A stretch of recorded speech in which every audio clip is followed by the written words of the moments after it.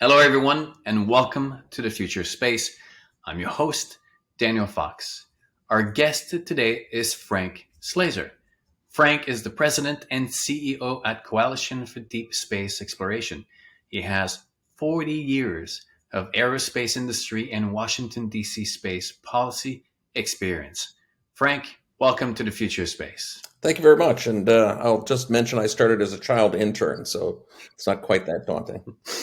Wow. Well, there's a lot of wisdom there, I'm sure, and I can't wait to hear it. But first, Frank, what would be for you three words that capture the essence of space? I think the first word would be mysterious. And I use that because I think there's just so much we don't know about space. I mean, if you think about it over the centuries, we've gone from just staring at hillsides and trying to make patterns out of stars to building things like the James Webb Space Telescope. But we really only have a good understanding, or halfway good understanding, of about 5% of the universe. And we didn't even know about the existence of dark matter and dark energy not that many years ago. And even things we thought we knew. I remember going to school and learning back in grade school that, Mars might have life, but the rest of the solar system's pretty much dead. And now we know there's oceans on various moons out in the outer planets, and might very well be life there. Even out at Pluto now, they've got some indications of organic molecules and indications that there's enough radioactivity inside the core that there could be a level at which there's a liquid ocean with potential life. So it's just astonishing to see how life is everywhere, and also how little we knew just based on our earlier knowledge, earlier observations, I guess. And then your second word. So first word is mysterious. Second word. Yeah, first one was mysterious. Second would be inspiring. And I think you just go out to a place that's away from light pollution. You go look up at the dark, moonless sky and you see the Milky Way, or even look at the moon. I mean, it just inspires people. It inspires wonder, inspires awe, and inspires people to dream. And I think you especially see that with children. Somebody a few years back, I think it was a former astronaut, observed that there's two things that really inspire kids to learn science. One is dinosaurs, and the other is space. And we don't really need that many paleontologists, and probably not that many astronauts either. But what happens is it winds up being like the gateway drug, right? They start being interested in space, and they start moving out, and then go to medicine or engineering or different fields throughout the STEM continuum. And the third word I'd give you would probably be future. I used to have a bumper sticker on my car saying that space is our future. And I truly believe that. And we're already using space as a platform, right? We use it as a platform for telecommunications, for Earth observation, for understanding the universe. We're beginning now with the ISS to actually use it for research on bringing benefits back to Earth and doing things in space like manufacturing. And in the future, I'm quite confident, it's probably a long-term future, quite confident we're going to move out throughout the solar system, and hopefully eventually onto the stars. Absolutely. If you had the opportunity of go to space, either moon or a trip to Mars, would you take it? Absolutely, as long as it's not a one-way one. I'm not one of these guys that say, go to Mars and stay there. I'd still like coming back for my earthly joys. Yeah, absolutely. I found myself was it last year? I asked my wife that when we get old and we have maybe the opportunity will present itself, but you have on your way out of this life, you have an opportunity to travel and just basically, until you reach your end, would you be interested? And she's like, yeah, I could see that. I'm like, great. Yeah. That'd be a good way to wind things up, shall we say? Absolutely. Now, Frank, there's obviously a science story of going to space. There's a technology of going to space. There's even a political story of going to space. But what would be for you the human story of going to space? I think going to space is just a continuation of the journey we began as a species when we moved out of the Olduvai Gorge in Ethiopia. I mean, I really think that humanity is an incredibly adaptive species. I don't think there's a single other species. There's probably a microorganism or something like that, but there's not really another large multicellular mammalian animal that can live everywhere from the Arctic to the equator and everywhere in between, dry areas, wet areas. We were really an incredibly diverse and adaptable species. It's kind of our killer app, right? And so what did we do with that killer app? We went ahead and we spread out of Africa up into Eurasia, eventually over into the Western Hemisphere. One of the things that I find most amazing, and it's probably most analogous to what we're doing now in space, is if you ever get a chance, maybe you have, you go to the Big Island of Hawaii, and in Hilo, the University of Hawaii has an excellent museum there about the Polynesian explorers. And I'm kind of wearing this shirt here. I was at Rapa Nui, Easter Island, right before COVID kicked us all off the airplanes in 2020. And it was just astonishing. You look at what those people did. They really had far less to go on than we did, right? They started out in Melanesia and they moved on to places like Tahiti and just navigating by the sun and the stars and using outrigger canoes with like animals and plants and people. And they made it all the way, not just to Hawaii, which is a pretty far distance from Asia, but all the way down to Easter Island. I mean, it's just astonishing when you think about not just the accomplishment, but the boldness that took, the confidence in the fact that you're going to be able to find somewhere to plant your feet. And those peoples eventually wound up establishing trade routes. And again, with that same technology, navigating by the stars and using patterns they knew about the wind and the currents in the ocean, really spreading throughout the entire Pacific Basin. It's an astonishing story, and it's probably the closest human analogy you can think of to what we're doing now in space. I mean, it's what I think we don't give the human species enough credit. I mean, I don't think that the human species is a bad species. It's just that evolution is messy by design.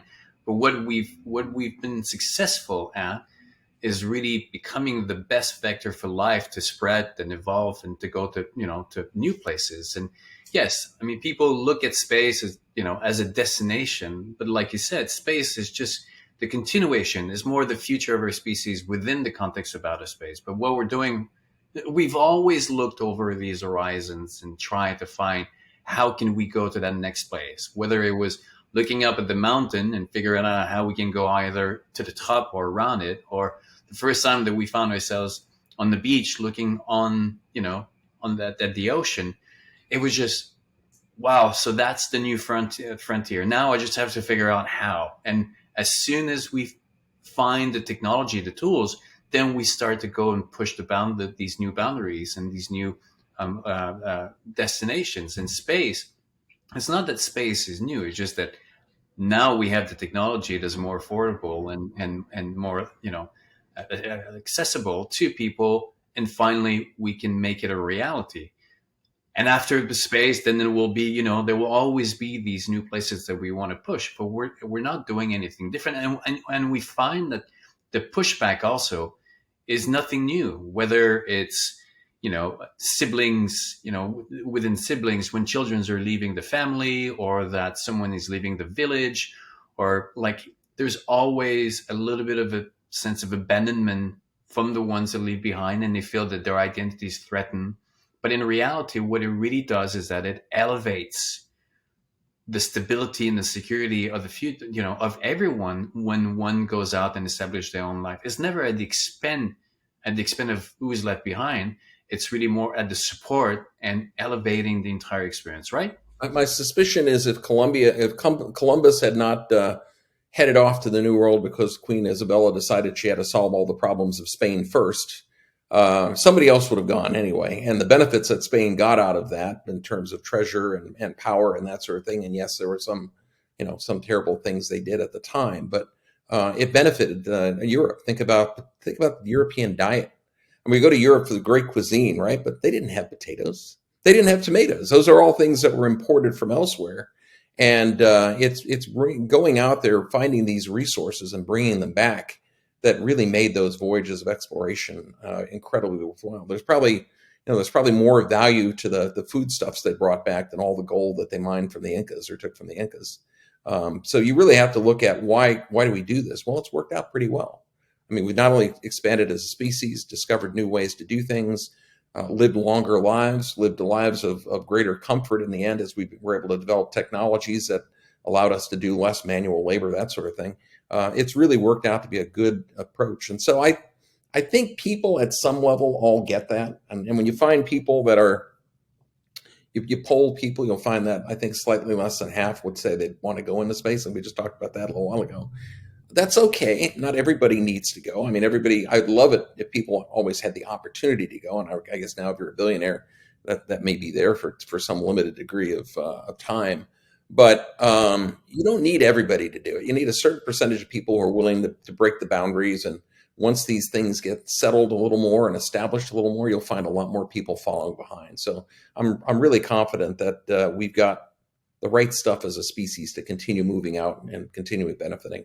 I mean, it would not be far stretched to say, but every single person, even more so in places like the Americas or Australia, exist because someone left their nest and went established.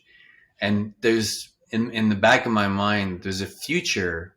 There are people ahead of, like, in the future that depends on us continuing expanding and going to these new places. And they will look back and they will say, I exist today because there are people who actually left the earth and went to start, anew. And that new destination is always offers the opportunity to start afresh, or try to, not do it exactly the same way that, the past did it. Like when the children leaves the family house, usually they don't want to repeat the same mistakes that the parents did. They want to create their own life. And, we realize we make the same mistakes, but we always try to build on top and make it better and expand the human experience. And I think that we really need collectively to reframe the human story, as we move into space, and not think that we are the negative element in that entire life equation. We actually are an extremely positive addition to life. We look at, yes, there will always be conflict, but one of the things is you look at their history and you look at the trajectory of population and conflict. And for a long time, they were almost like parallel, one to one. And then at one point after the Second World War, life just exploded, and the conflict stayed fairly in check. Still conflict. So we do a lot more positive than negative. It's just that, as I was saying, life is messy. Is that something that resonates with you? Very much so. And I think if you look at a good example of Canada, the United States, when you have nations that are relatively affluent and have abundant resources, you don't wind up in conflict. There's never really been a war since the two countries became independent nations. And throughout Europe, now we're at a situation where people have finally come to a situation with the EU. Obviously, Ukraine and Russia are a slightly different exception to the rule, but for most of Europe, they've reached that same point, and it's because they're not struggling for abundance, and they're realizing that cooperation and working together is far more rewarding, is far more economically productive. I do think it's also worth noting that if you think, as I understand it, anthropologists using RNA analysis of mitochondria have kind of figured out that, I don't remember the time frame, 100,000 years ago, something like way far back like that, the human species was down to a few dozen breeding pairs of individuals. And we got that close to extinction. And that was all in that same Olduvai Gorge. I don't think we really know what it was, whether it was a bad drought or a climate change or something like that. But whatever it was, we almost got wiped out as a species. And the more we moved out throughout the world, the less likely that became possible to happen. And now I'd contend it's impossible. Some people talk about climate change and other things as really risking extinction. I think it could certainly lead to a very unpleasant world and a place where we as a species would not want to go. But on the other hand, I don't think extinction is in the cards outside of an unknown asteroid coming in from out of the solar system at a unexpected direction and hitting us, which I think is extremely low probability. I absolutely agree with you. I mean, yes, I don't want to dismiss the reality of climate change and the problems that are being generated and will be generated. There's a transfer of power. There's big migrations that are happening. Well, we took for granted now has to be reassessed. But the idea that our species has not survived through worse, it's being a disservice to the past. I mean, we've been through a lot worse, and there will be challenges also in the future. But I think that the success of our species is really, I think, is we rise in the worst of times. In good times, we become arrogant and just kind of disconnected from reality. But when really there's something that needs to be fixed, something that needs to be accomplished, something that needs to find a solution, we come together and we figure our way forward. And this is why we're about to go, we're going to space. And this is why we're about to be 8 billion, right? I think, yes, that's exactly right. I think we underestimate ourselves all the time. And I'll give you an interesting example tied back to South America, just like Rapa Nui.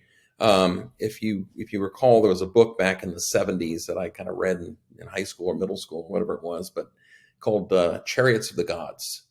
And this was a Swiss archaeologist who went to Latin America and saw things like the Mesoamerican pyramids and the incredible stonework in places like Machu Picchu and elsewhere, and kind of concluded that there's no way that these peoples could have done that, because he saw these indigenous cultures that he didn't think could ever have this kind of sophistication, which is just nonsense. I mean, it turned out he came up with a great story that aliens must have come and built these pyramids because, clearly these simpletons couldn't do this. But in fact, their ancestors did. In fact, we are an incredibly creative and capable species, and we will either adapt or fix this problem. And there's so many signs of we're getting there right now. It's going to take some time. There will be some rough years as we transition, that sort of thing. But you're already seeing major nations such as the United States and many in Europe and even China doing what they can to start moving towards renewable energy sources, and being much more cognizant of the environment and the impact we're having on it. So I do think you're going to see a peak climate impact, and probably take a long time for the global global warming gases that are there to dissipate or gotten rid of. But it will happen, and we will get back to a status where the climate is not out of control. And I think that's going to happen because of all the concern, particularly the concern of the young people now. I mean, whether it's Greta Thunberg or even kids just in a normal high school or a middle school, elementary school, kids everywhere know this stuff is happening, right? So I remember one time, not that many years ago, I was invited in as a guest speaker to my daughter's elementary school, and I'm talking to these fifth and sixth graders about, it might have been fourth and fifth graders, talking to them about the space shuttle. And one of the first questions they had was, well, what happens to the expendable tank and the shuttle solid rocket boosters once they fall off? Doesn't that pollution?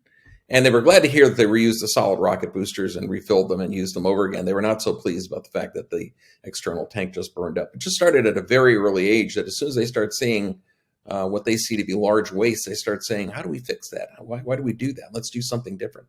And I think that's permeating the culture more and more, and it's going to be how we get out of the situation we're in right now.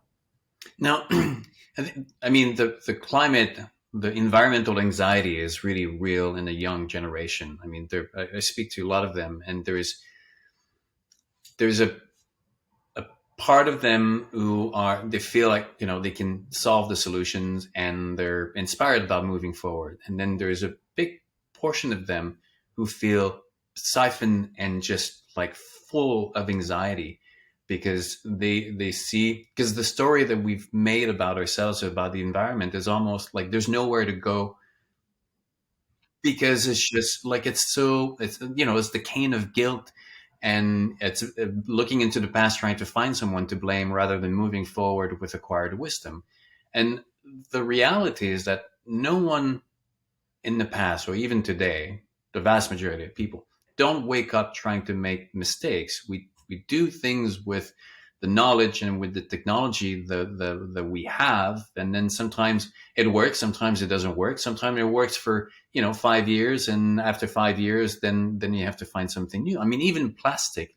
The first time the plastic arrived on Earth, or we created the plastic, they were held as a solution for the future, which with the Earth would be better. Now it's not the same thing.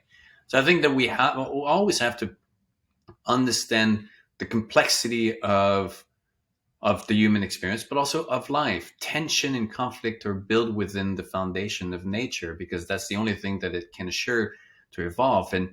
And what I hear often in the environmental world is that we know, because we know we should do better.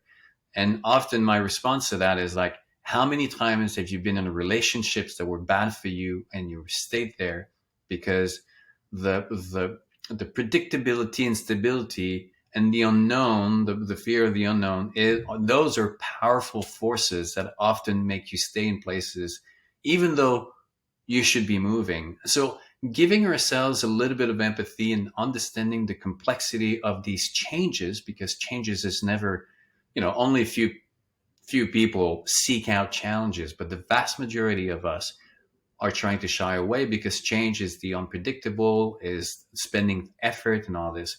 Do you think that right now one of our challenges is to shift that story? Very much so. I'll give you a great example of this, which is, as in the 19th century, early 19th century, people's homes in America and many other countries were lit by oil from whales. I mean, the whales were hunted to the brink of extinction in many parts of the world. There's populations are still struggling to recover even now. It would have been seen as an incredibly environmentally great improvement once you discovered that coal and petroleum, could provide light without killing the whales. And it was right. We moved into that. Now we find out that that creates a problem. So now we're using things like solar cells, which, oh, by the way, benefit greatly from the investment that's been done over the years in improving efficiency for space programs. We're finding that we've got technologies that are being developed for other purposes, a lot of them for space program purposes, that can be adapted to this area. And this is where I get back to the point of space being inspiring. You need to get these kids inspired to go into these disciplines where we're going to have more of a base of people to think of new ideas. How do we do things better?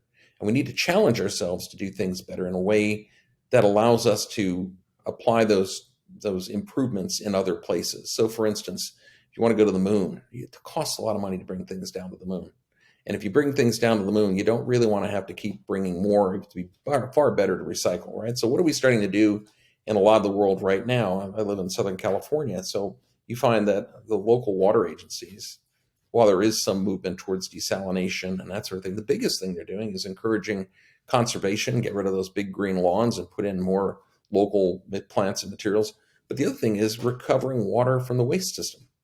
And so you're actually able to recover water out of the sewage treatment plants, clean it up to where it's drinkable, and then they pump it back into the aquifer and use that to recharge the aquifer that is used for the base for a lot of the communities in the area. And that's the kind of technology I think that the more people see that we can develop these technologies that allow us to avoid environmental problems, I think the more encouraged people are going to be to go into these fields. Environmental engineering is an incredibly popular field right now. And I think you'll see that only growing more in the future. And I think space, again, helps that by getting students to start looking at studying science, technology, math, those disciplines that you need to have in order to be able to do something in those fields. The other thing I guess I should also mention is I still think it's a ways out there, but not crazy ways out there, which is bringing resources back to Earth, and most especially energy, right? So there's two potential ways that I could see energy coming back to Earth. One is solar power. I mean, you really have to get the cost of bringing up things to space down if you really want to construct kilometer long solar systems that can then beam power back down to Earth. You really need a lot of low cost way to get up to space. And the other thing would be potentially helium-3. If we can get we can get a fusion reactor, which is getting pretty close, actually, and a number of researchers are really getting close with that. The moon has a tremendous amount of helium-3 just in the regolith, just deposited by the sun over billions of years, and it's potentially harvestable. And if you brought that back in order to support the fusion reactor economy, again, a huge improvement to our way of life and less of a reaction to the environment, less of a negative impact on the environment. But I wrote this piece about how like that vision of a battery economy is not going to happen without space mining. The idea that we can just transition to battery economy and think that there's not going to be an environmental impact. In fact, there's just going to be a different environmental impact. Already we're seeing, we're putting the number in the equations, and if we just want to keep it on Earth, there's going to be I think it's like hundreds of new mines. They're going to have to be dug for the metals and everything. So space, the problem with mining on Earth is not that we don't have the resources, is the extraction.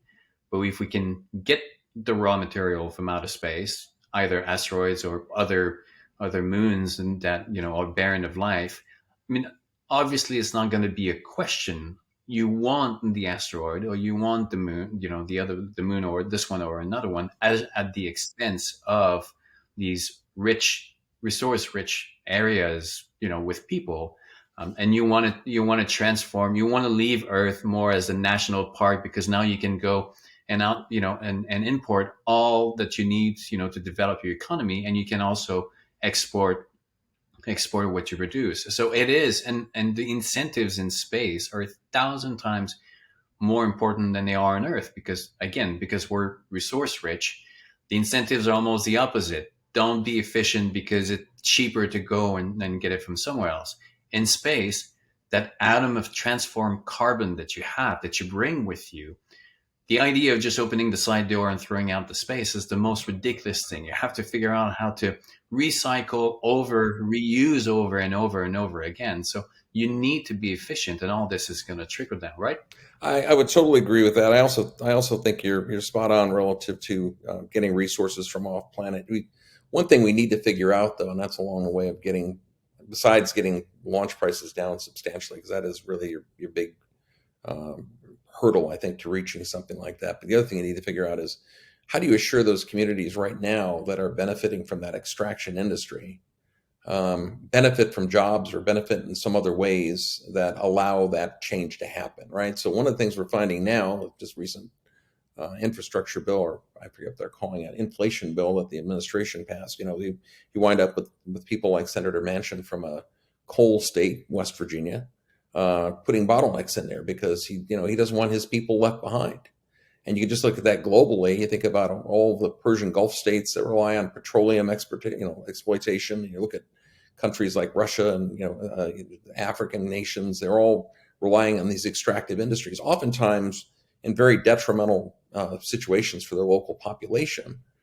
But it's what pays the bills, right? So we have to find a way to spread the benefits, or to figure out some way to make sure that we transition the economy, but we also transition people to different types of roles. And again, I think that's where you really want to find resources that are less expensive elsewhere, and that can make things cheaper to do on Earth, right? If you could suddenly, if energy was not nearly the driver of the economy as it is right now, either because you've got really low cost, highly reliable and available fusion energy, or solar power, either terrestrial or from space and beamed down, you can start enabling a lot of different things, choices, and lifestyles, right? How much work gets done just to keep us warm and lit? And if you got rid of that or made it incredibly cheap to do, how much would that free up resources to do other things, to cure diseases, to explore different ways of living with nature? It would give us a lot of freedom, because we have so many dollars in our pocket, and a certain amount goes towards gas and electricity and that sort of thing. If you're freeing up that money to do something else, it just expands the creative potential of people to tap into it. So I think that's another aspect that we have to recognize. But um, right now, I think that the nearest thing that I think is really impacting us as a species is, of course, climate change, and understanding how to, first of all, how it's happening, where the impacts are going to be greatest, and how we can try to mitigate it, either through, I mean, longer term, yes, of course, we have to, reduce greenhouse gases and get our energy balance better on the Earth, so we're not constantly warming up. But there's going to be areas that need to, as the Dutch have done for centuries, figure out how to live below sea level, or live very close to sea level in an environment that might have storms and that sort of thing. And space can be incredibly powerful in terms of land use planning, understanding the Earth's cycle. I mean, I recall there was a Nova episode I watched a few years back where they talked about how the fishing off of the coast of Africa, which is incredibly important as a protein source for the locals, only happens because in Antarctica, glaciers melt, the fresh water sinks, and it kind of slides towards the equator as this big cycle of warm water, cold water cycling happens. And that brings up an upwelling of nutrients from the bottom of the ocean that, of course, feeds the fish, and that in turn, or feeds the plankton that feed the fish, and then that in turn feeds the people. We wouldn't have understood those types of connections nearly as thoroughly as we do now if we hadn't had access to space as a platform to look at. I mean, it's almost like if you're too close to something, you really can't see it. You might see the pixels in a photograph, but you really don't know what the image is. And space gives us the opportunity to get away from the Earth far enough that we can see how it works as a system. And it also gives the opportunity to look at other planets, whether they be Venus, which is a carbon dioxide hellhole, or Mars, which is kind of like a tundra planet, right? It's cold and icy. It does have water, but it's mostly locked in the ground and frozen. You can use the understanding of comparative planets to enhance your ability to understand what's going on with the Earth. And then we can also talk about the sun, same sort of thing, understanding the sun beyond just the solar cycle every 11 years and lots of things. How does it work? Is it over time? Is the luminosity increasing or decreasing? We're in a position where we could be at risk of another ice age, despite the fact that may seem like a luxury as we're getting into talking about climate change in the other direction. But really, space is just opening up all these different ways to understand our world much better and let us adapt and use it more wisely. And I think that's incredibly important. I mean, the wisdom and knowledge of the native, but the early societies was understanding that everything is connected, right? Every species, the humans have a participant role in that ecosystem rather than thinking that we're separated from it. Then the era of enlightenment came in, and just like teenagers who want to separate themselves from their parent and think that like, no, I'm super independent. We saw ourselves as separated. There was nature and there's us, and then the relationship that we saw with our world, and we can go down to the why and the hows and the religion and these stories. But that's besides the point. Is that for quite some time we saw our relationship with the world as linear and just us taking. As a solo wilderness explorer, my years of being in the wilderness, nature has always been an exercise of humility when you realize that there are forces that are bigger than you, and there's no need to compete with them. It's just realizing that your goal is to dance with it, to roll with it. Now, the irony is that it's our technology that has allowed us to go back in understanding how things are connected. And I think that there's more and more now the realization that it's not our job to be disconnected, but more to be connected. And even as we go to space, I was talking to Alex Fielding from Privateer Space. I was at in DC and then in policy symposium.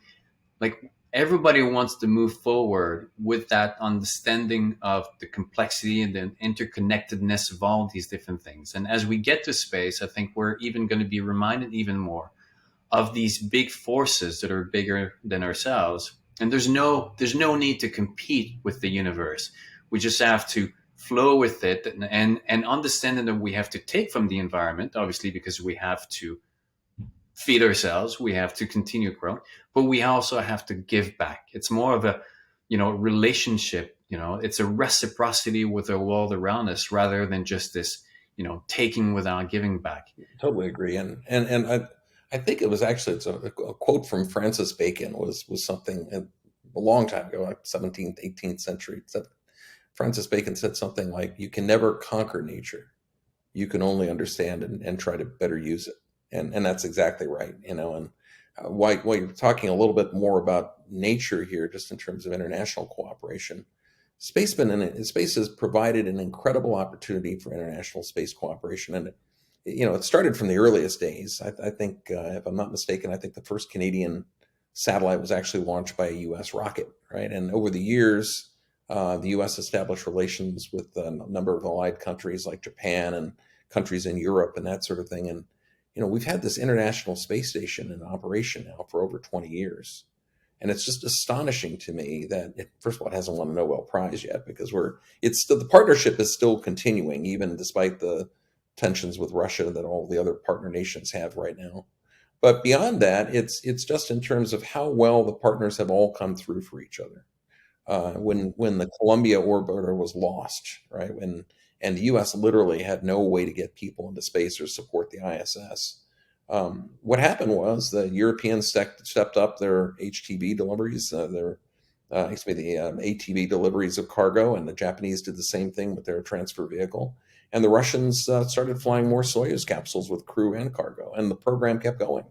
And shuttle returned to the fleet, and we finished stocking up the shuttle, and then shuttle went away. And again, we were relying on the Russians for a long period of time, and now we've got the commercial crew and cargo programs that U.S. providers are now supporting the program. Matter of fact, they just had in the midst of the war and all the other sanctions and everything else going on, we managed to get a Russian cosmonaut launched to the ISS on a SpaceX vehicle. So it's, space has just been a remarkable demonstration of international cooperation and how it provides benefits, right? So you don't have to pay for everything yourself, but beyond that, you're tapping into the creativity and the potential of so many other people and minds when you do these cooperative programs. Think about this.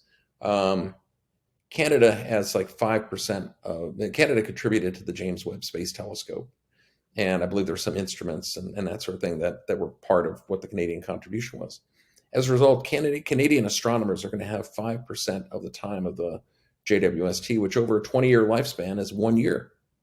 Now, could Canada ever have launched a JWST without a massive, it'd be incredibly expensive for them.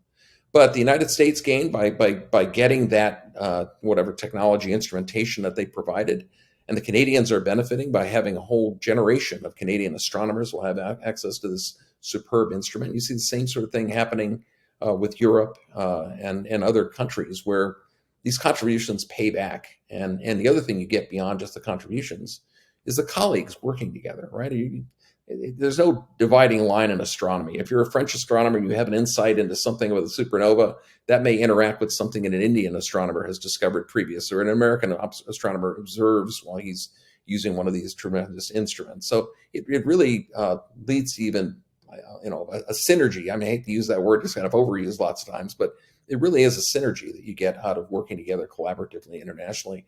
And space is one of the best examples of that. There's the space station, there's lots of ways to calculate its cost, but it's certainly the largest scientific collaborative activity that we've ever done as a species. And it's just remarkable how much accomplishments we've got from it and how much more yet to come. We still have at least another 8 years, and then hopefully we'll be offloading the capabilities onto other platforms and doing things, once space station is gone, once the ISS is gone, it's just been an incredible success. And I think you're seeing the same thing starting to happen with the Artemis program, which is NASA's new program to go back to the moon. The Gateway program in particular, you have international contributions to that from the Japanese, the Canadians, the Europeans, and I'm sure there'll be other participants over time. So I think space is really leading the way for showing how nations can work together for their mutual benefit and actually get benefits that go beyond what the 1 + 1 = 2 kind of a contributions. You're getting synergies that, you're getting the square of your contributions, not just a simple additive process. Teamwork and collaborations are definitely themes that keep coming back about space. Now, being mindful with your time, I do want to know briefly, you have 40, today, this year is your 40th year within the space industry. You've worked with some of the biggest names in the industry, and less than 2 years ago, you started the Coalition for Deep Space Exploration. Can you tell us a little bit, what is the goal behind the coalition and what led you to create it? Sure. So first, I didn't create it. Actually, my predecessor, Dr. Mary Lynn Dittmar, started it. So I'm the second president and CEO here. But the objective of it is really true. If you look back historically, we went with Apollo to the moon, and we did our landings. And at the end of that program, 3 missions that we had largely built all the hardware for were canceled. 18, 19, and 20 had hardware that was, I think for 18 and 19, it was like 90% complete. You can see those lovely pieces of hardware on display at KSC and down at the Marshall Space Flight Center area in Huntsville, Alabama. So think of that. You built these moon rockets, and yet during the Apollo program, the only time that public support ever went over 50% was right after the landing. Apollo was not popular. And it was very expensive relative to the economy of the time, and people didn't see the purpose. Once you reach the moon and beat the Russians or the Soviets, that's the end of it, right? So Apollo got canceled prematurely, I would argue, and didn't finish up its missions. Then in about 1989, President George H.W. Bush came out with something called the Space Exploration Initiative. He wanted to go back to the moon and then on to Mars. And it lasted about 2 years, and then the whole thing got shelved, and we didn't talk about going to the moon or Mars for about 8 or 9 years, right? And then George W. Bush became president, and in the wake of the Columbia orbiter being lost, kind of set up a commission to look at, what are we doing with people in space anyway? And what they came back with were observations that there's no killer app. There's no one reason to go, but there's so many reasons to go that it makes sense. But it only makes sense if you're going to go out and explore and push the boundaries and do things that are new and do things that really bring a lot of benefit back to the Earth. And so he came up with a vision. I think it was kind of a 2020 vision at the time. It was almost like a little, I'm sure there was a little bit of communications joking there. But by 2020, they wanted to be back to the moon. And then beyond that, we wanted to go on to Mars. Well, President Obama comes in the midst of the Great Recession and kind of decides that he's going to cancel this program. I'd argue they looked at it, the amount of money they've been putting in never met the original plan. The program was going to be years late, and they decided to terminate it. And so here we are twice. We've had presidents who mustered all their Kennedy-esque logic and leadership and tried to make these things happen, and they failed. And so the question is, how do you get the message out more broadly? How do you build a coalition of hopefully industry and other stakeholders to really talk about the importance of exploration, and not just the importance for the space community? Sometimes in the space community, we say, we're going, and that's great. We are going, and I'm psyched for that, right? For the average person, asks the question, why? There's only like 15% of the public that thinks we should send people back to the moon. If you just ask that simple question, it'd be hard to give an answer, right? I have been a flag back on the moon, Americans are back on the moon. But if you were to actually explain it in a way, as we did with Shuttle and as we did with Station, that helps people understand that we're doing this in a way that's going to create benefits for life here on Earth. And we're going to learn so much in the way of new technology and so much understanding of the universe and of our solar system and of the Earth, then people start supporting it. In fact, after Apollo's cancellation, NASA did just that. They brought in public relations experts, and they started looking at things like, the first airdrop test vehicle, the orbiter, it didn't actually have engines on it, but it was to practice landing, dead stick landings with it. It was called the Enterprise. It wasn't named after the U.S. Navy ship. It was named after Star Trek. And guess what? Who did they have for the unveiling of that? The Star Trek cast was there. And they just did all kinds of things like that. They reached out. They had a thing called getaway specials where you could launch relatively quickly and relatively cheaply experiments, whether for an industry. They actually had industrial astronauts for a while, or even just science kids, the science kits from school children. They set up spiders and tomato plants to see what the radiation environment would do to their future growth. And they brought the seeds back and sent them to schools all over the country. Right? So people saw a benefit and saw results coming from that. There was another great thing that happened with the shuttle program. Nichelle Nichols, who we unfortunately lost recently this year, Lieutenant Uhuru from Star Trek, she went ahead and was engaged by NASA to go reach out to communities of color and to women and try to make the astronaut corps look like America. And she succeeded terrifically. And we had a shuttle program that people could really identify with. That didn't happen with Apollo. Matter of fact, there's a movie out there called Summer of Soul. I don't know if you saw it, but it was a documentary. It was in Harlem in 1969, July 1969, while the Apollo landings were happening. And it was a lot of, I don't know all the bands that might have been there, but, that whole soul music regime at the time was really very active, and people were loving it. And they were interviewing people that day saying essentially, well, Apollo's landing on the moon, what does that mean to you? And the answers they got back was, that's something Whitey's doing. That doesn't have any meaning to me. This is my life. This is what makes difference to me. You didn't have an inclusive program then. Apollo was not. It was targeted for that. It was targeted for beating the Soviets to the moon first. There were some efforts to bring an African-American astronaut into the program, that sort of thing, but it was primarily just this mano a mano against the Soviets, right? Shuttle was more subtle than that, and it was more effective than that. And its shuttle program never dipped below 58% approval rating by the public. And in fact, when the program ended, it had a 68% approval rating, saying that the shuttle program was worth doing, even though we'd lost 2 orbiters and about 15 crew members. So if people see the value and people understand how these things matter to their lives, they support them. And that's kind of what the coalition tries to do. We try to do that to some extent on an educational basis, but to a larger extent, especially now under my leadership, we've been doing that more on Capitol Hill and trying to get the message out more to members of Congress. If you're a congressman or a senator and you've got like a NASA facility or a big rocket production factory in your district, it's pretty easy to say this is important to the nation, right? But most of them don't have that. And so we try to reach out and help people understand how these programs impact people here on Earth and how those benefit the nation and the world. And that's kind of our reason for being. We're also a trade association, so we look after our industry. And sometimes space companies and companies in the space industrial base have challenges, whether it's with dealing with COVID or whether it's intellectual property protection, things like that. But a lot of our focus is really just trying to make sure that exploration continues and that this is something that we as a nation don't back off on. Well, I'm glad that we're in the same business because that's exactly what I've been working out with the future of space.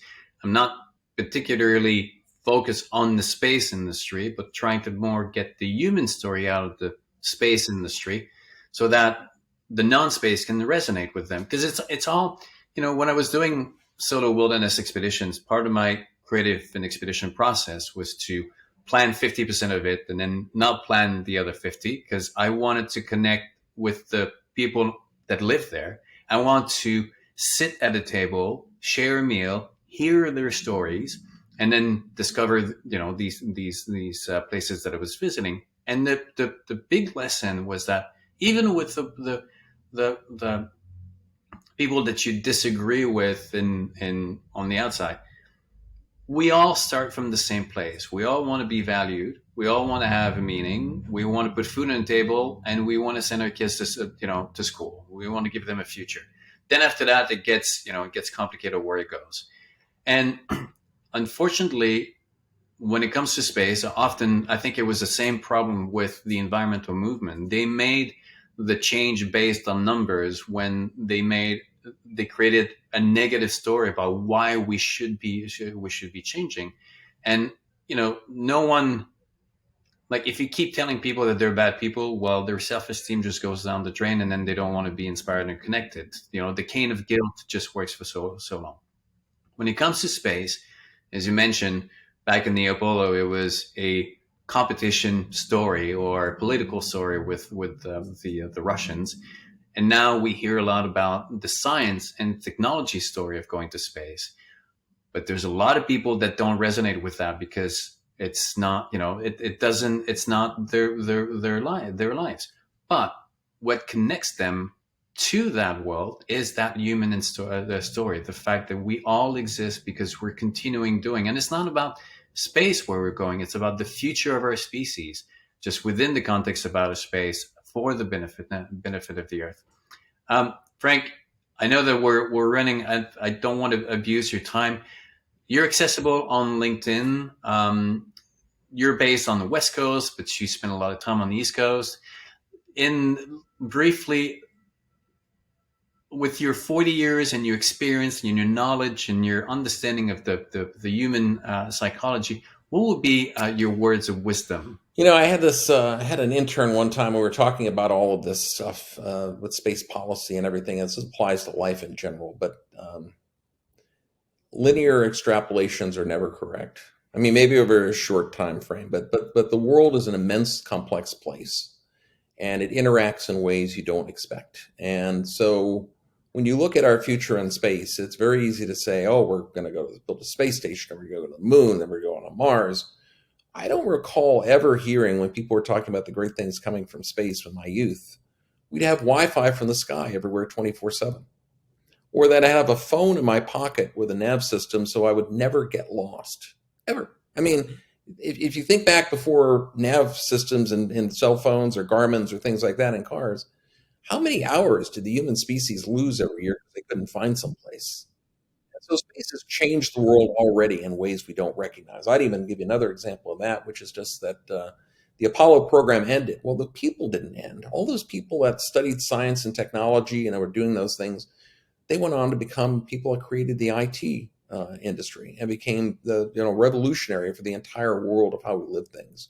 So do the right thing in the short term and certainly look out for each other, look out for the planet, and do things that are inspirational and just watch. You're going to see things develop that you never thought would happen. And very often very beneficial. I mean, we talked a little bit about some of the bad things that might have happened with climate change and that sort of thing, but we'll adapt to those. We'll figure those out. We'll fix those.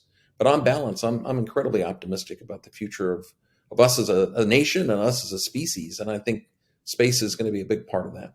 It is the future. Great words of wisdom. And yes, we definitely have to give ourselves more credit and our capacity to solve the issues and how we're going to be moving forward. don't want to be naive in thinking that, the world is rosy, but believing in their capacity to rise up, even in the worst of times. I think that the story that unites.